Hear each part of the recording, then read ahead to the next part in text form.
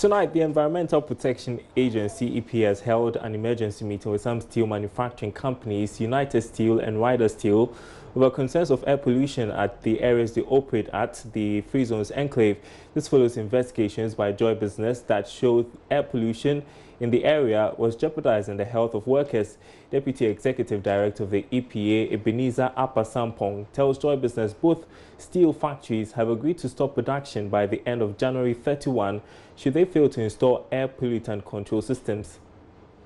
As you know, this is a matter that has been going on for a while. And therefore we had to bring around the table the representative of United Steel, Ryder, and then a section of the concerned parties. I know concerns have come in from several places, but this is a group that is immediately around the area. And we also had a representative from NADMO who has also received several complaints. What we discussed and have come to some consensus was that Ryder Steel, the directive we gave them, was to set up a pollution control system by the 11th of January.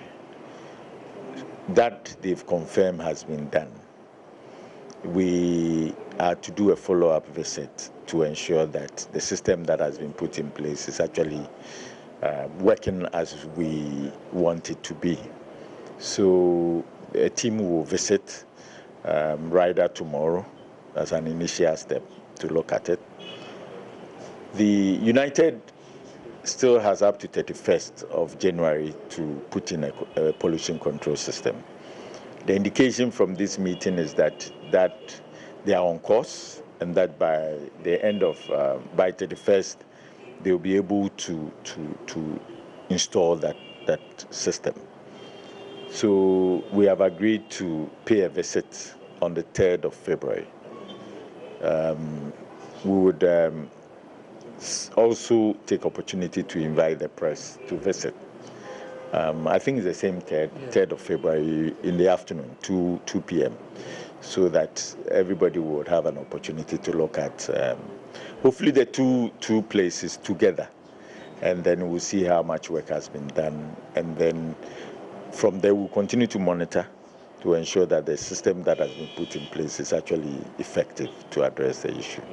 So that's where we are from today's meeting. So what happens after your visits? If you go there and realize the situation is as it is, then they will have to shut down.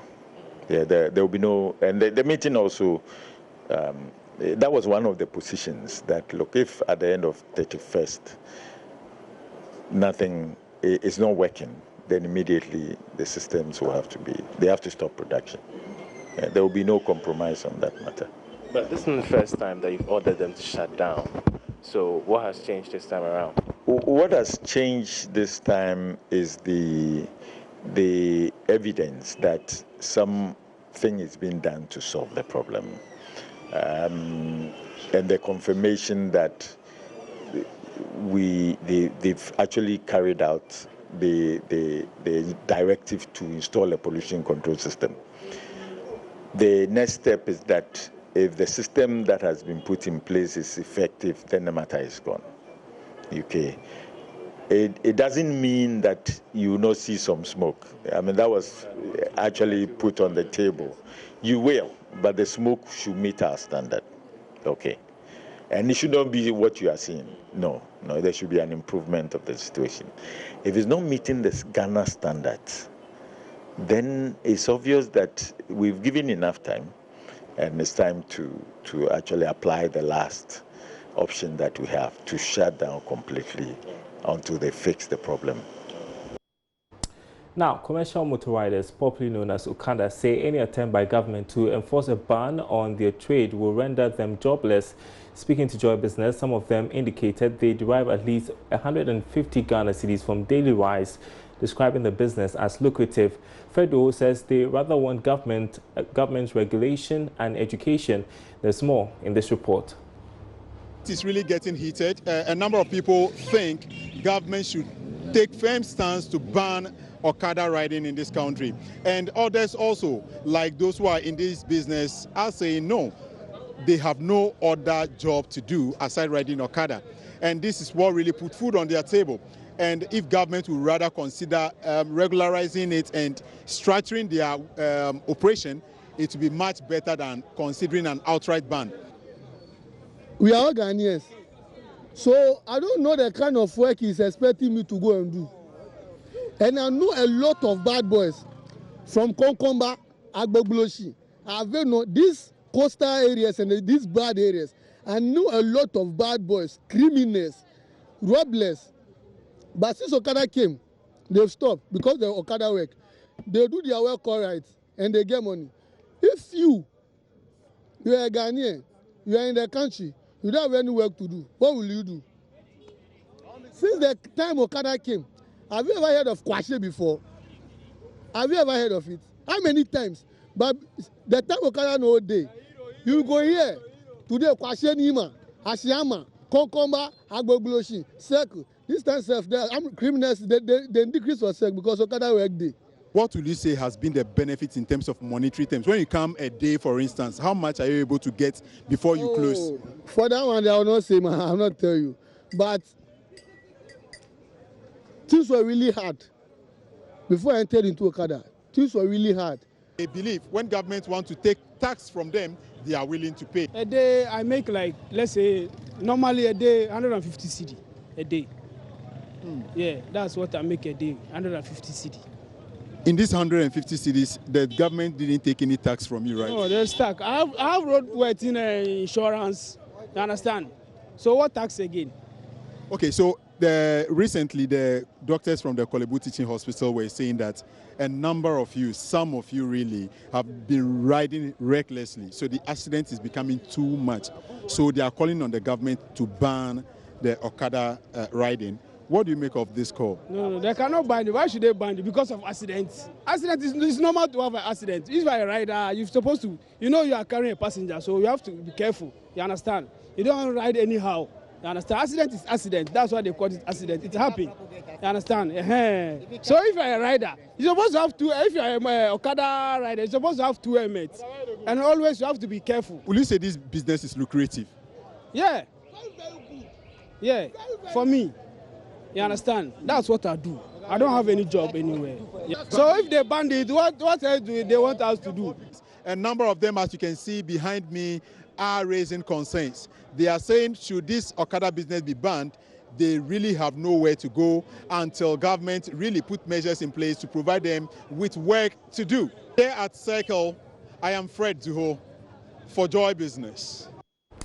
The Energy Commission says it will soon engage traders of imported fridges and other appliances to enforce the ban on importation.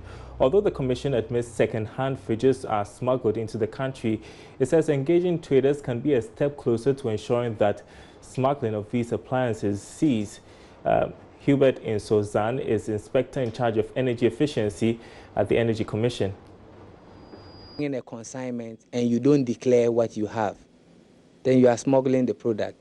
So they are aware that fridges are banned, but they find means of getting it in. And the only means is not to declare them. So these are things that have happened, and we have been very, very strong about this. We have set our men at the port to work with customs, and so far close to about 30,000 refrigerators have been seized.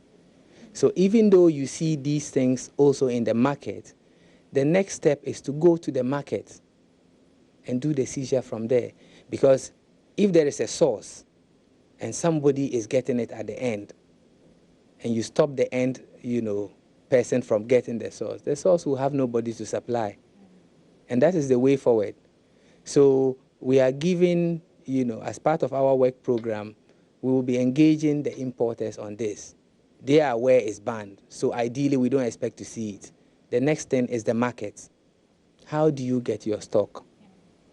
Informal engagement with them is that, we knew the ban was coming up, so we decided to stock some of them. You cannot falter them because you don't have any evidence.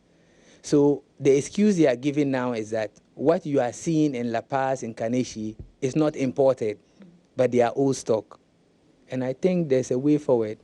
We will have to take inventory of what they have in an agreement with them so that as time goes by, we don't expect your old stock to keep on increasing. And I think that will be the way forward. So officially, used fridges are banned. And when you go to Tema ports, the importers, everyone is aware. When you go through the GCNet system, there are no history or import history of refrigerators in commercial quantity, used refrigerators. So per Ghana standard, it's banned. Question is, physically, we are seeing it in the market. So we have to find a solution for the market. And we don't go violently. We think it's more of a dialogue that we should have with some of these shop owners. But have you taken steps to have this dialogue, or would you say you need more help to enforce this ban? No. So once it's a law, it's very clear on that. So for us, you have to indicate these things as part of your programs. And we are saying 2020 is part of our program to engage them and probably agree on a certain moratorium. We agreed on that with importers, and they had some grace period to import. Now it's banned. Same will happen to those who are selling. If you say it's old stock, for how long? Since 2012, you've had old stock up to 2020, So the only way to get to that end is to agree on an inventory. You open up, we come to your shop, you say you have old stock. We are not taking them, but we take inventory of what you have. And then we give you a grace period for selling. German manufacturing giant Siemens has reached an agreement with government to help upgrade the country's power transmission and distribution infrastructure. The project, according to Siemens, which will be rolled out in phases, will source and build capacity of Ghanaians to create jobs for the teeming unemployed youth in the power sector. Bismarck Awusa has more. Of Siemens AG, Joe Kaiser says the project will consider local sourcing and skills development, adding that the compact is about the future of Africa. Why don't we help you optimize your grid network so that electrification can be reaching the people in a more effective way? Because there is a lot of capacity on the generation side, which doesn't help if you don't bring it to the people. So that's why we said we are going to focus on the transport of power from the generation to the distribution and modernize that network, which will give a lot of productivity. But then we also said we need to have highly qualified people.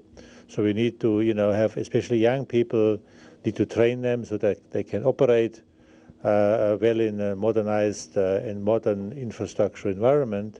So we agreed with the project that we deliver technology, that we have local companies to help us install it, and then we will train young people, make sure that we also can contribute to society by bringing education to the country.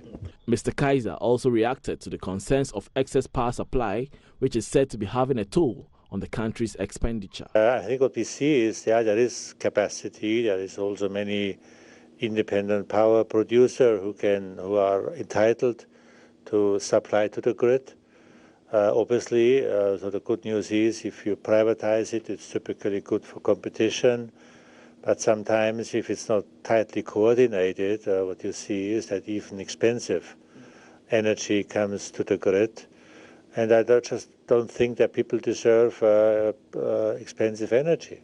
So, if there might be excess capacity, but if there is capacity coming online, for example, a company you're working with, Rotan, I think you know them, they will be able, with our help, that they supply energy at less than 10 cents per kilowatt hour. So why not taking them and shed out the ones who want 20 cents? So that's what the people deserve. They deserve the best, and we can help companies to deliver the best. The memorandum of understanding was signed by Siemens and Gridco in the presence of the President, Nana Akufo-Addo. Bismarck Awusa, Joy Business. All right, that's it for Business Live tonight. Again, apologies for the technical issues. The story on the creation of a committee, FX committee by government to deal with the city's challenges will be on JoyNews Prime, the business segment. Don't miss that. Meanwhile, there's more news on our website, myjoyonline.com/business.